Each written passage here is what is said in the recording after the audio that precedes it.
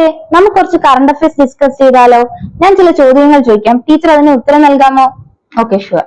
2025 September കണക്ക് പ്രകാരം FIFA ranking ഇന്ത്യയുടെ സ്ഥാനം.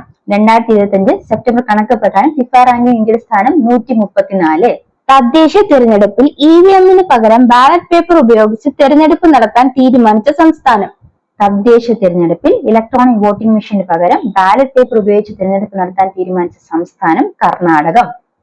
എല്ലാ ഇൻഷുറൻസ് കമ്പനികളുടെയും മുഴുവൻ ഇൻഷുറൻസ് പോളിസികളും ഒറ്റ പ്ലാറ്റ്ഫോമിൽ ലഭിക്കുന്ന പദ്ധതി. എല്ലാ ഇൻഷുറൻസ് കമ്പനികളുടെയും മുഴുവൻ ഇൻഷുറൻസ് പോളിസികളും ഒറ്റ പ്ലാറ്റ്ഫോമിൽ ലഭ്യമാക്കുന്ന പദ്ധതിയാണ് Bima Sugam digital platform. Pacific reach 2025 എന്ന സൈനിക അഭ്യാസം ഏത് രാജ്യത്താണ് നടക്കുന്നത്? പസഫിക് റീച്ച് 2025 എന്ന സൈനിക അഭ്യാസം നടക്കുന്നത് സിംഗപ്പൂരിലാണ്. ഇന്ത്യ ആദ്യമായി ആതിഥേയത്വം വഹിക്കുന്ന വേൾഡ് തേക്ക് കോൺഫറൻസ് വേദി. ഇന്ത്യ ആതിഥേയത്വം വഹിക്കുന്ന വേൾഡ് തേക്ക് കോൺഫറൻസ് വേദി കൊച്ചിയാണ്.